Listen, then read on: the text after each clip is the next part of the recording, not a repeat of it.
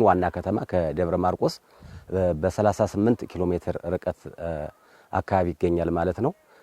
ከወረዳዋ ዋና ከተማ ከስናን ወረዳ ዋና ከተማ ከሮው ገበያ በስተሰሜን አቅጣጫ በግምት በ10 ኪሎ ሜትር ርቀት አካባቢ ይገኛል ማለት ነው። እንግዲህ ይሄን ብለን ጮቄ ምንድነው ስያሜው እንዴት ተሰጠ የሚለውን ስናነሳ ጮቄ ስያሜውን ያገኘው በአካባቢው ቋንቋ ጮቄ ማለት ቀዝቃዛ አማ ቦታ ማለት ሲሆን ስለዚህ ከዚህ በመነሳት ጮቄ ማለት እርጥበት አዘል ቀዝቃዛ ቦታ የሚል ሲሆን ስለዚህ ከዚህም በመነሳት ስያሜው የሚያመለክተው እርጥበት አዘል ቀዝቃዛማ ቦታ የሚል ስያሜ ይኖረዋል ማለት ነው። ከዞኑ ዋና ከተማ ከደብረ ማርቆስ በ38 ኪሎ ሜትር ርቀት አካባቢ የሚገኝ የመስህብ ስፍራ ሲሆን ስፋቱን በምናይበት ጊዜ 53558 ሄክታር የቆዳ ስፋት ይኖረዋል ማለት ነው። ይህን የቆዳ ስፋት የያዘ ሲሆን በዋናነት ከሚነካቸው ወረዳዎች ውስጥ ስናን፣ ማሻክል፣ ሰዴ፣ ሁለት ጁነሴ ወረዳዎችን የሚነካ ሲሆን ከነዚህ ወረዳዎች ውስጥ ደግሞ በሰፊው በስናን ወረዳ ውስጥ የሚገኝ የመስህብ ቦታ ነው ማለት ነው። ይህ ሆኖ እንግዲህ ጮቄ በዋናነት እንግዲህ የውሃ ማማ የሚባል የመስህብ ቦታ ትልቅ የመስህብ ቦታ ለአፍሪካ የውሃ ማማ የሆነ የመስህብ ቦታ ሲሆን በውስጡ 23 ታላላቅ ወንዞችና 273 ታናናሽ ወንዞች የሚፈልቁበት የአፍሪካ የውሃ ማማ ነው ማለት ነው። ከ23ቱ ታላላቅ ወንዞች መካከል እንደ ጎዴብ፣ ተምጫ፣ ዝምብል የመሳሰሉ ታላላቅ ወንዞች የሚፈልቁበት የመስህብ ቦታ ወይም የአፍሪካ የውሃ ማማ ነው ማለት ነው።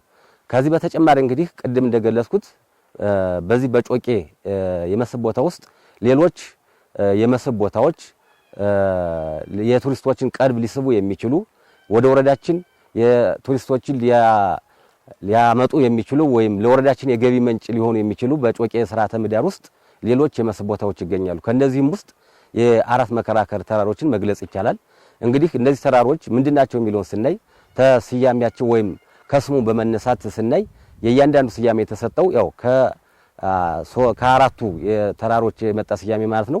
እንግዲህ ከስማቸው እንደምናየው እነዚህ ተራሮች አራት ናቸው። አራት መከራከር የሚባል ስያሜ ሰጥቷቸዋል። ከሰሜን ወደ ደቡብ በቁመት የተሰለፉ አራቱ ተራሮች ናቸው ማለት ነው። እነዚህ ተራሮች እንግዲህ ከመጀመሪያው ከትልቁ ተራራ ስንነሳ እናታምባ ይባላል። ቅድም እንዳልኩት እንግዲህ የእያንዳንዳቸው ስያሜ የተሰጠው ካላቸው ተፈጥሯዊ ገጽታ ነው ማለት ነው። የመጀመሪያው ትልቁ ተራራ እናታምባ ይባላል።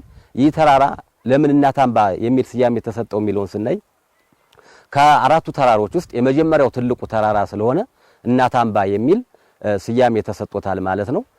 እንግዲህ በዚህ በአራቱ ተራሮች ውስጥ በመጀመሪያው በእናታምባ ተራራ ላይ የተለያዩ እጽዋቶች በጮቄ ስርዓተ ምህዳር ውስጥ የሚገኙ የተለያዩ እጽዋቶች ይገኛሉ። ለምሳሌ እንደ አስታ፣ አሻንግድዬ፣ ጅባራ የመሳሰሉ እጽዋቶች፣ ግም የመሳሰሉ እጽዋቶች የሚገኙበት ትልቅ ተራራ ነው ማለት ነው። ሌላው ይሄን ተራራ እንግዲህ ልዩ የሚያደርገው በዚህ በእናታምባ ተራራ ስር የአራት መከራከር መድኃኔዓለም ጸበል የሚገኝበትና የተለያዩ ህሙማኖቶችን የሚፈውስ ታሪካዊ ጸበል የሚገኝበት ነው። በዚህ ይሄ ጸበልም አመታዊ ንግሱ ጥቅምት 27 በሰፊው የሚከበርና የተለያዩ ምዕመናን ወደ አካባቢው በመምጣት ፈውስ የሚያገኙበት ሲሆን በየአመቱ ጥቅምት 27 ንግሱ ይከበራል ማለት ነው። ወደዚህ ቦታ በመምጣት ህሙማኖች ፈውስ የሚያገኙበት ጸበል ነው ማለት ነው። ከዚህ በመቀጠል ከእናታምባ በስተደቡብ በኩል የምትገኘዋ ሁለተኛዋ ተራራ ደግሞ ገማሴ ትባላለች ማለት ነው። ይቺ ተራራማ አሁንም ገማሴ የሚል ለምን ስያሜ ተሰጣት የሚለውን ስናይ በተፈጥሮ ለሁለት የተከፈለች ተራራ በመሆኗ ገማሴ የሚል ስያሜ ተሰጥቷታል ማለት ነው። ቅድም እንደገለጽኩት በዚህ ተራራ ላይም ቅድም የዘረዘርኳቸው እጽዋቶች እንደ አስታ፣ ግምይ የመሳሰሉ እጽዋቶች የሚገኙባት ተራራ ናት ማለት ነው። ሌላኛው አሁንም በዚች ከገማሴ በስተደቡብ በኩል የምትገኘዋ ተራራ ቁሊጣምባ ትባላለች። ይቺ ተራራም አሁንም ስያሜዋ ለምን ቁሊጣምባ የሚል ስያሜ ተሰጣት የሚለውን ስናይ በተፈጥሯ ተራራው የተቀመጠበት ቦታ ሞለል ብሎ የወጣ ወይም ሸጠጥ ብሎ የወጣ ተራራ በመሆኗ ቁሊጣምባ የሚል ስያሜ ተሰጥቷታል ማለት ነው።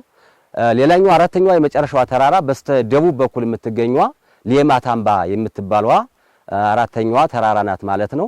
አሁንም እቺ ተራራ ለምን ሌማት አምባ የሚል ስያሜ ያገኘች የሚለውን ስናይ ያ ተቀመጠችበት ተፈጥሮ የመሬት ገጽታ የሌማት ወይም የሞሰብ ቅርጽ ያለው በመሆኑ ሌማት አምባ የሚል ስያሜ ተሰጥቷታል ማለት ነው።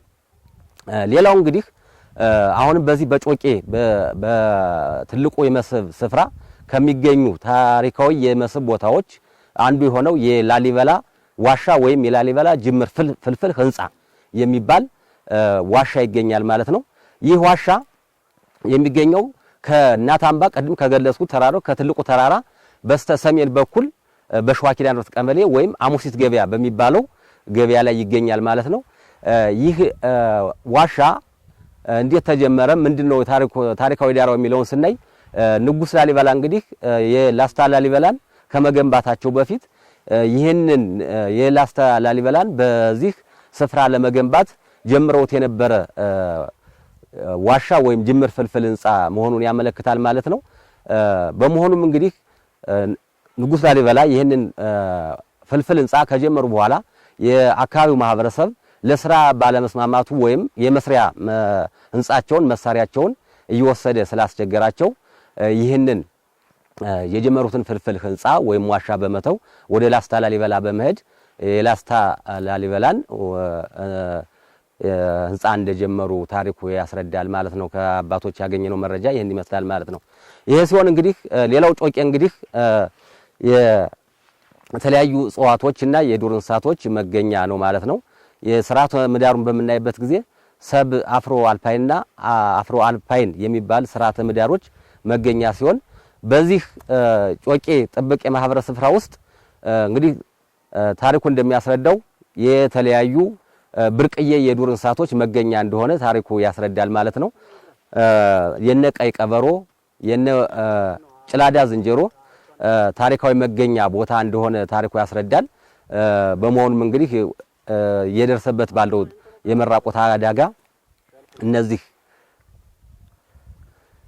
የመስህብ የዱር እንስሳቶች እንደተራቆቱ ያመለክታል። በአሁኑ ሰዓት እንግዲህ ጥብቅ ስፍራ እየተደረገ ተከሎ እየተሰራ ይገኛል።